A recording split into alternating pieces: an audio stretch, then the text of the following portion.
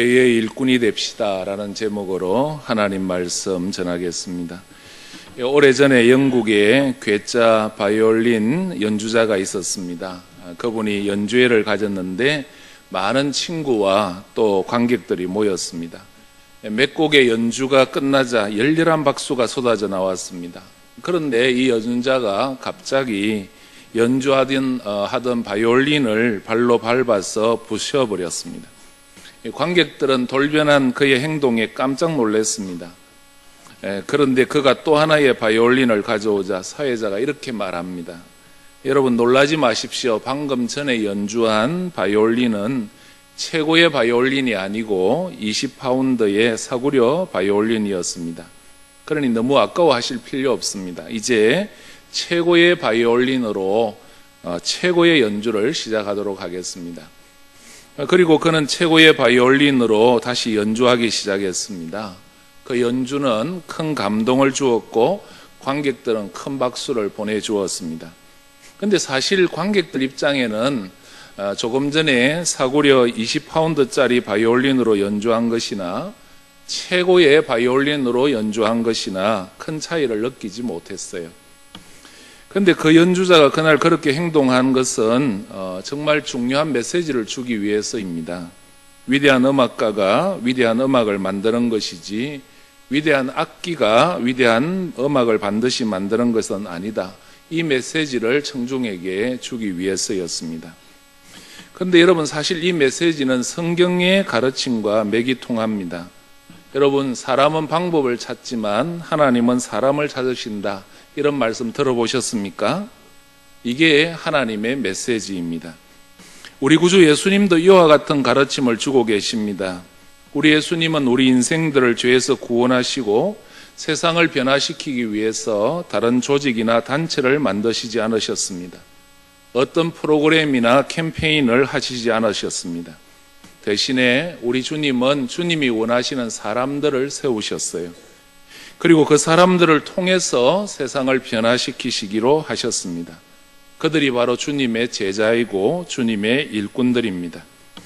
오늘 또 우리 주님은 주님이 원하시는 일꾼들을 주의 몸된 교회를 통하여 부르고 세우십니다. 그리고 그들을 통해서 세상을 구원하고 세상을 변화시키는 위대한 일을 하고 계신 겁니다. 특별히 오늘 대한교회에서 안수집사로 권사로 임직을 받는 분들도 주님이 부르신 귀한 일꾼들인 줄로 믿습니다. 우리 예수님은 이런 주님의 일꾼들을 통해서 오늘 또 주님의 위대한 일을 행하시는 겁니다. 그러면 여러분 우리 주님이 귀하게 사용하시는 일꾼은 어떤 일꾼이겠습니까? 오늘 본문에서 사도 바울은 자신을 가리켜 교회의 일꾼이다 그렇게 고백합니다. 여기서 언급된 일꾼이란 성직자를 말하는 것이 아닙니다. 일꾼이란 종을 의미하는 헬라어 단어 디아코노스를 번역한 말입니다. 그런데 이 당시 영적 위기에 봉착해 있던 골로새 교회에 필요한 것은 참된 교회의 일꾼이었습니다. 사도 바울은 그러한 필요성을 절감하면서 골로새 교회에 편지를 썼습니다. 우리는 본문 23절에서 그런 분위기를 느낄 수가 있습니다. 만일 너희가 믿음에 거하고 터 위에 굳게 서서 너희 들은 바 복음의 소망에 흔들리지 아니하면 그리하리라. 이 복음은 천하 만민에게 전파된 바요 나 바울은 이 복음의 일꾼이 되었노라. 사도 바울은 이 구절에서 특히 굳게 서서라는 말과 흔들리지 아니하면이란 말에 무게를 싣고 있습니다. 왜 이런 강조가 필요할까요? 굳게 서 있지 못한 사람들, 흔들리는 사람들이 골로새 교회 성도들 가운데 있었기 때문입니다. 그래서 사도 바울은 믿음이 흔들리고 소망이 흔들리는 교회의 위기 가운데서도 하나님이 서시기를 원하시는 진정한 교회의 일꾼이 되기 위해서 그들이 반드시 가져야 할 3대 확신에 대하여 말씀하고 있는 것입니다. 이 말씀을 통해서 오늘 임직하시는 분들도 분명한 교회의 일꾼의 자세를 가지기를 축복합니다. 그러면 여러분 우리가 주님이 기뻐하시는 교회의 일꾼이 되려면 어떻게 해야 될까요? 첫째로 복음의 소망에 대한 확신을 가져야 합니다. 바울은 자신을 교회의 일꾼이라고 25절에 말하기 전에 23절에서 복음의 일꾼이라고 강조했습니다. 그런데 이 순서는 굉장히 중요해요. 왜냐하면 복음에 대한 확신이 없이 단지 교회에 나온 연수가 길다는 이유로 어느새 교회의 일꾼이 된 사람일수록 교권주의자가 될 가능성이 높고, 교회의 직책을 무슨 출세의 자리로 생각하기가 쉽고, 그런 사람들은 교회에 덕을 끼치기보다는 교회에 해를 끼칠 가능성이 많기 때문입니다. 사랑하는 여러분, 교회가 가진 가장 값진 재산이 무엇일까요? 그것은 건물도 아니고 어떤 다른 재산이 아니에요. 복음입니다. 가장 건강했고 부흥했던 초대교회는 지금과 같은 교회당 건물이 없었습니다. 교회 건물이 생긴 것은 주 300년 이후의 일입니다. 초대교회는 지금 같은 교회들이 시행하는 특별한 프로그램도 없었습니다. 그러나 초대교회는 실제로 그 당시 세상을 뒤집었어요. 그것은 다름 아닌 복음의 능력 때문이었습니다. 초대교회는 이 복음의 능력을 확신하는 일꾼들로 풍성했어요. 그래서 역동적인 교회의 모습을 보여주고 있는 것입니다. 그러면 여러분, 왜 복음이 중요합니까? 그것은 복음만이 죄인인 우리 인생을 구원할 수 있고 우리 인간을 변화시킬 수 있기 때문이에요. 사단에게 결박된 인생에게 자유를 선포하고 예수님을 구주로 영접하게 하고 새로운 존재가 되게 하는 것은 바로 복음의 힘입니다. 그렇습니다. 여러분, 복음만이 사람을 구원하고 세상을 변화시킬 수 있다고 믿는 것, 이게 복음의 능력에 대한 확신이고 복음의 소망에 대한 확신입니다. 이 확신을 가진 사람만이 주님이 기뻐하시는 교회의 일꾼이 될 수 있는 것입니다. 복음의 역할은 우리를 구원하는 데에 끝나지 않습니다. 본문 21절을 2절을 보겠습니다. 전에 악한 행실로 멀리 떠나 마음으로 원수가 되었던 너희를 이제는 그의 육체의 죽음으로 말미암아 화목하게 하사 너희를 거룩하고 흠없고 책망할 것이 없는 자로 그 앞에 세우고자 하셨으니, 복음은 이렇게 우리를 구원할 뿐만 아니라 계속 변화시켜서 온전한 모습으로 서게 하는 겁니다. 물론 예수 믿는다고 하루아침에 연약한 모습이 강하거나 온전한 모습이 되지는 않아요. 여전히 부족하고 연약한 모습일 수 있습니다. 그러나 복음이 주는 소망이 무엇입니까? 어느 날 내 안에 시작된 하나님의 놀라운 역사가 마침내 나를 변화시켜 흠이 없는, 티가 없는 온전한 모습으로 주님 앞에 서게 될 것이라는 것 아닙니까? 여러분, 지금은 비록 연약하지만 복음이 나를 온전케 하실 것을 믿습니까? 주님 앞에 서는 날 나를 주님 닮은 온전한 모습으로 세워줄 것을 믿습니까? 그걸 소망하세요? 이렇게 복음의 능력에 대한 감격과 확신에 가득 찬 교인들이 많은 교회가 복음적인 교회이고 복음의 능력이 있는 교회입니다. 그러나 이 복음의 진가를 알지 못하면서 교회에 다닌 연수가 길다는 이유만으로 교회의 일꾼이 된 사람이 많을 때 그 교회는 복음적인 교회가 아니고 계급적인 교회가 될 가능성이 높습니다. 사람 냄새 풀풀 나는 교회 말입니다. 중세교회의 타락의 원인을 여러 가지로 꼽지만 가장 중요한 원인은 복음의 상실에 있다고 할 수 있습니다. 이런 맥락에서 종교개혁의 의의는 복음의 회복에 있다고 할 수 있습니다. 종교개혁은 세 가지 면에서 강조점을 두고 있습니다. 오직 은혜, 오직 믿음, 오직 말씀이지요. 이 중에 말씀만이 인간을 구원하고 새롭게 변화시킨다는 확신, 이 복음의 확신이 초대교회의 힘이었고 중세교회를 새롭게 만든 힘이었어요. 그런데 여러분, 이런 귀한 유산을 물려받은 개혁교회의 후예인 우리들의 지금 모습은 어떻습니까? 교회의 위기를 여러 가지로 진단하지만 가장 중요한 것은 복음의 위기, 복음의 약화로 인한 세속화 때문 아니겠어요? 오늘 우리 교회가 새로워지려면 복음의 회복이 있어야 할 줄로 믿습니다. 예수 그리스도께서 우리를 구원하셨다는 순수한 복음에 초점이 맞춰지고 복음만이 우리를 새롭게 한다는 믿음이 회복되어야 합니다. 그럴 때 교회는 교회다워질 것이고 그런 교회의 복음 전파를 통해서 이 사회와 민족이 새로워질 것입니다. 사랑하는 여러분, 여러분은 예수 복음만이 우리의 유일한 소망이라고 믿습니까? 십자가와 부활의 복음을 통해서만 이 민족과 사회가 새로워질 것이라고 믿습니까? 이런 믿음을 가진 사람이 참된 교회의 일꾼입니다. 오늘 안수 집사로 권사로 세움을 받는 분들과 이 자리에 있는 우리 모두가 복음의 능력을 회복하길 바랍니다.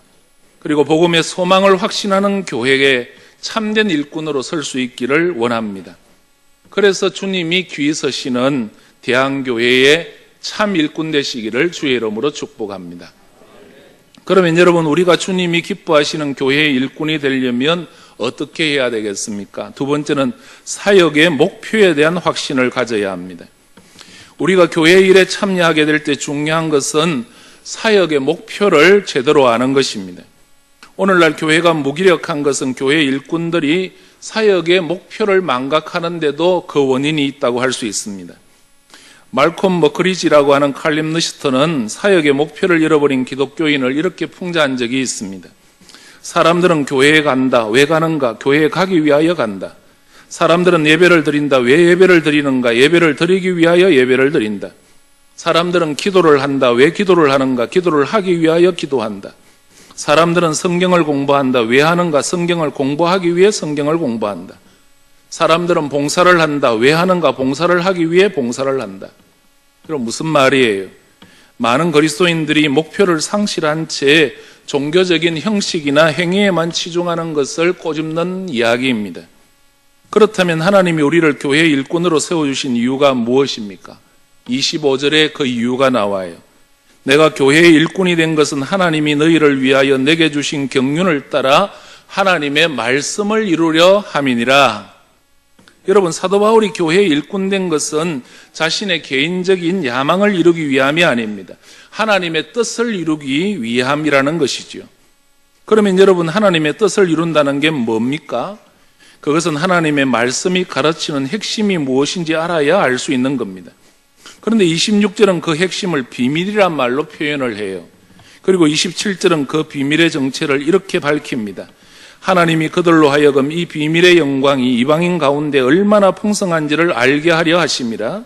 이 비밀은 너희 안에 계신 그리스도니 곧 영광의 소망이니라. 그 비밀이 뭐라고요? 예수 그리스도라고 말씀합니다. 그러므로 우리가 교회의 일꾼으로서 하나님의 일을 하는 것은 하나님의 말씀, 하나님의 뜻을 이루기 위해서입니다. 그리고 그 하나님의 뜻을 이루는 것은 바로 예수님을 나타내는 거예요. 이게 교회의 일꾼된 자의 사역의 목표라는 것입니다.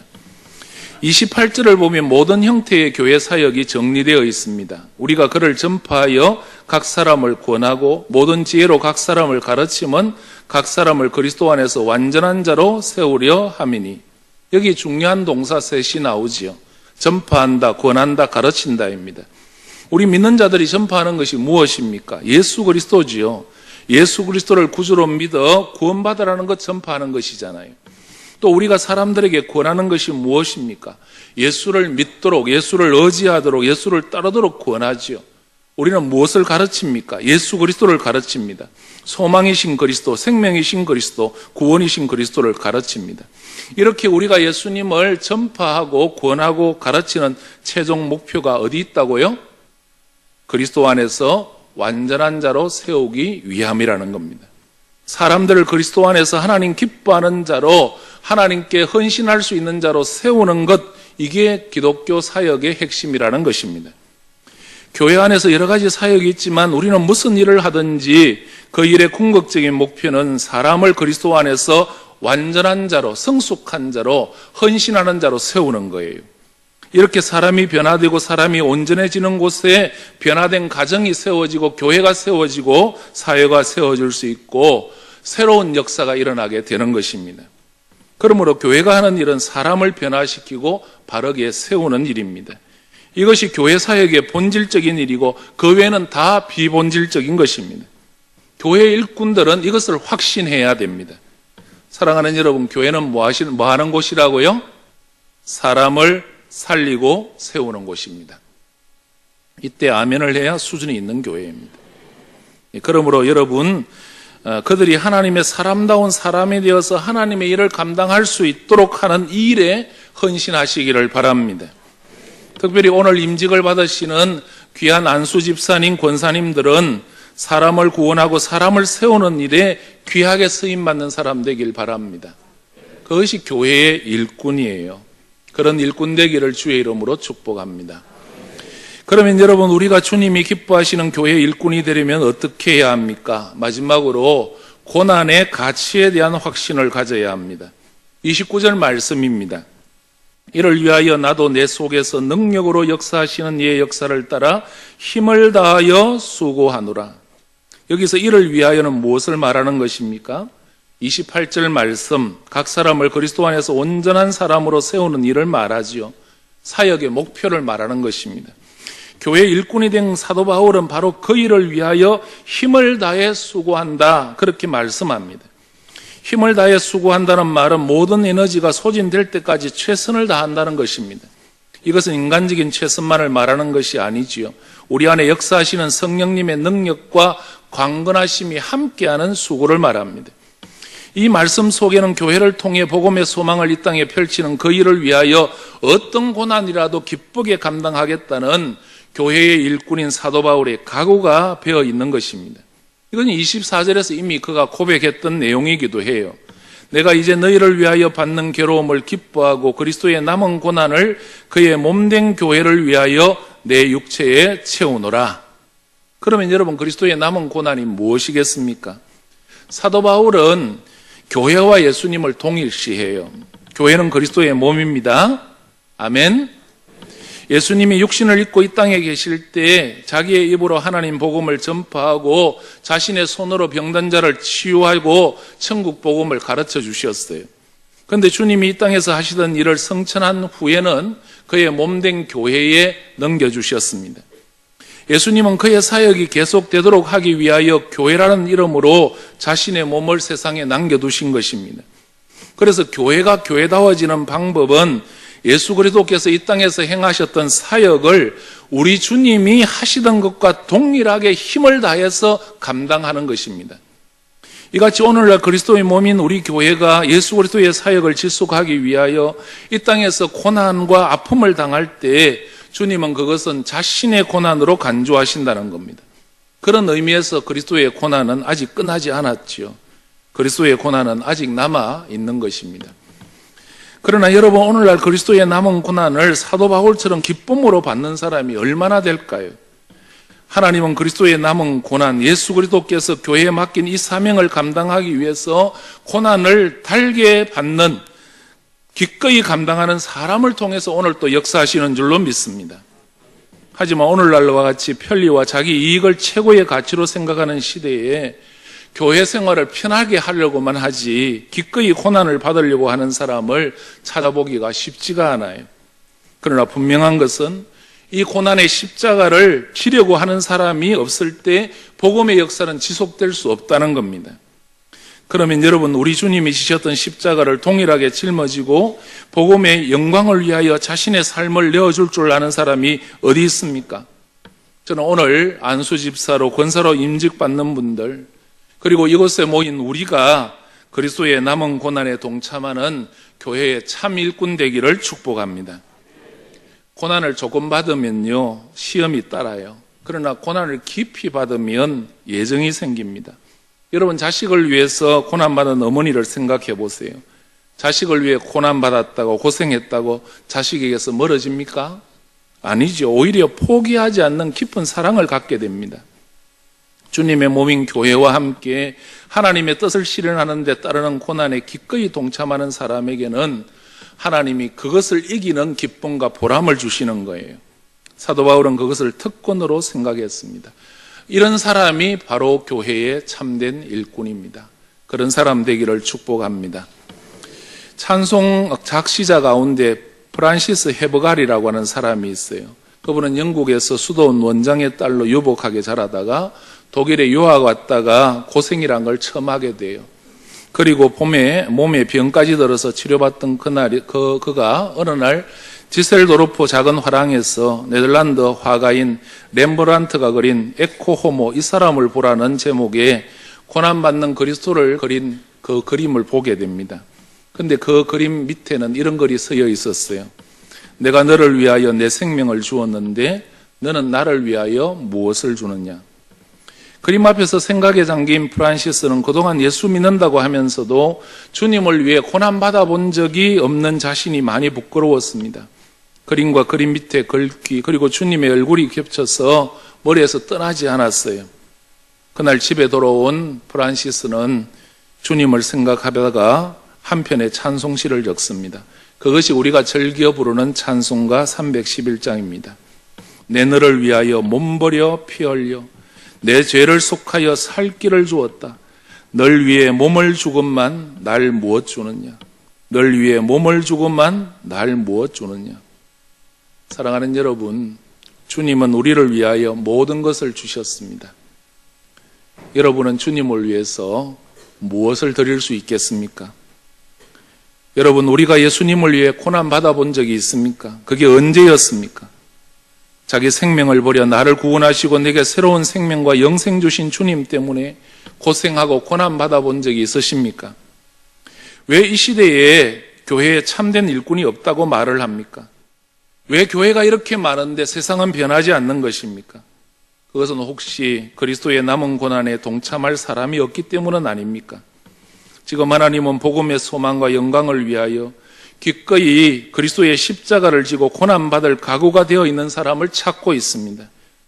교회의 참 일꾼을 찾고 있습니다. 그를 위하여 위대한 일을 하고 싶어 하십니다. 사랑하는 여러분, 여러분이 바로 그런 교회의 일꾼 되시기를 축복합니다. 특별히 오늘 한수 집사로 권사로 임직하는 여러분이 바로 주님이 찾으시는 바로 그 교회의 일꾼 되시기를 바랍니다. 그래서 하나님 손에 붙들려 귀하게 쓰임 받기를 주의 이름으로 축복합니다.